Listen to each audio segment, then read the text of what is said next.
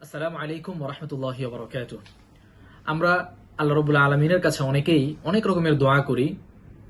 সেই দোয়া খুব অল্প সংখ্যক সঙ্গে সঙ্গে আল্লাহ তাআলা কবুল করেন। এই দোয়া কবুল না হওয়ার পিছনে অনেকগুলো কারণ থাকতে পারে। তার মধ্যে একটা কারণ আমরা হাদিস থেকে জেনে নিই, সেটা হচ্ছে রাসূল করিম সাল্লাল্লাহু আলাইহি ওয়াসাল্লাম ইরশাদ করেছেন, ইন্নাদ দুআ মাওকুফুন বাইনাস সামাই ওয়াল আরদি লা ইয়াসউদু মিনহু শাইউন হাত্তা তুসাল্লি আলান নবিয়্যি আলাইহিস সালাতু ওয়াস সালাম। যে মানুষ যখন দোয়া করে সেই দোয়া আকাশ এবং জমিনের মধ্যবর্তী জায়গায় সেটা ঝুলে থাকে, এটা আটকে থাকে। এই দোয়ার কোনো কিছুই আল্লাহ রাব্বুল আলামিনের কাছ পর্যন্ত পৌঁছায় না যতক্ষণ পর্যন্ত না রাসূল করিম সাল্লাল্লাহু আলাইহি ওয়াসাল্লামের উপর দুরূদ পড়ে সেই দোয়া করা শুরু না হয়। তো দোয়ার একটা গুরুত্বপূর্ণ আদব হচ্ছে আল্লাহ তাআলার কাছে কোনো কিছু চাওয়ার আগে প্রথমে রাসূল করিম সাল্লাল্লাহু আলাইহি ওয়াসাল্লামের উপর দুরূদ পড়ে নেওয়া, এবং কোনো কোনো হাদিসে পাওয়া যায় দুরূদের আগে আল্লাহ রাব্বুল আলামিনের কিছু প্রশংসা করে নেওয়া।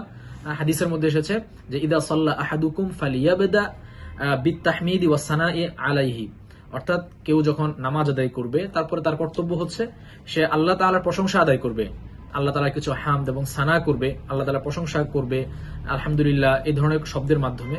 তারপরে রাসূলের উপরে দুরূদ পড়বে, তারপরে হচ্ছে সে তার যে জিনিসগুলো আল্লাহর কাছে চাওয়ার প্রয়োজন আছে সেগুলো চাবে। আল্লাহ তাআলা অবশ্যই তাহলে সেই দোয়াটিকে কবুল করবেন। অনেক সময় আমরা দোয়া করি, দোয়া করার পরে যখন সেই প্রার্থিত বস্তু আমরা পাই না তখন মনে হয় যে দোয়াটা মনে হয় কবুল হয়নি। আসলে বাস্তবতা ঠিক সেরকম না। এক হাদিসের মধ্যে পাওয়া যায় যে বান্দা যখন কোনো দোয়া করে তাহলে সেই দোয়ার তিনটা অবস্থা হতে পারে। এটা জিবরিল আলাইহিস সালাতু ওয়াস সালাম আল্লাহ রাসূলকে জানিয়েছেন। তিনটা অবস্থা হতে পারে। প্রথমত, বান্দা যেটা চেয়েছে আল্লাহ তাআলা হুবহু সেই জিনিসটাই তাকে দান করবেন। দ্বিতীয়ত হচ্ছে সেই জিনিসটা না দান করলেও তার পরিবর্তে আল্লাহ তাআলা অন্য কোনো কিছু তাকে দান করবেন। আর তৃতীয় হতে পারে যে সেটা আল্লাহ রাব্বুল আলামিন তার কাছে রেখে দিবেন যেন আল্লাহ তাআলা কাল কিয়ামতের ময়দানে তাকে সেই বিষয়টি দান করতে পারেন। তাহলে আমরা যে দোয়াগুলো করি এই দোয়া বৃথা হয় এরকম কিন্তু না। অনেক সময় আমরা হুবহু জিনিস না পাওয়ার কারণে মনে করি যে দোয়া সম্ভবত কবুল হয়নি, কিন্তু আল্লাহ তাআলাকে যে এর পরিবর্তে অন্য আরেকটা জিনিস আমাকে দিয়ে দিচ্ছেন এটা যেহেতু আমরা বুঝতে পারি না, যার কারণে এটা আমাদের ফিল হয় না যে আমাদের এই দোয়াটা কবুল হয়েছে। কিয়ামতের ময়দানে যখন আমরা দেখব যে আমরা আল্লাহ তাআলার কাছে না চাওয়া সত্ত্বেও অনেক অনেক জিনিস সেখানে পেয়ে যাচ্ছি, এবং আল্লাহ তাআলা আমাদেরকে জানাবেন যে দুনিয়াতে যে দোয়াগুলো আল্লাহ তাআলা দুনিয়াতেই দিয়ে দেননি সেই জিনিসগুলো এখন তিনি আখিরাতে আমাদেরকে দিচ্ছেন, তখন আফসোস হবে যে কেন আমার দুনিয়াতে দোয়াগুলো কবুল হয়েছিল। দুনিয়াতে কোনো দোয়া কবুল না হয়ে সবকিছুই যদি আজ কিয়ামতের ময়দানে আল্লাহ তাআলা আমাকে দিতেন তাহলে কতই না ভালো হতো। এই কারণে হতাশ হওয়া যাবে না। দোয়া কবুল হোক অথবা না হোক সবসময় আল্লাহ তাআলার কাছে দোয়া করেই যেতে হবে।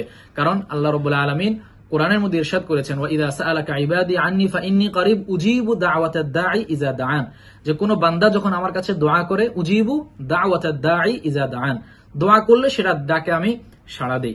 আল্লাহ রাব্বুল আলামিন আমাদের সবাইকে তার কাছে নিজেদের জীবনের প্রত্যেকটা জিনিস ক্ষুদ্র থেকে যত ক্ষুদ্রই হোক না কেন আল্লাহ তাআলার কাছে চেয়ে নেওয়ার তৌফিক দান করুন। আমিন।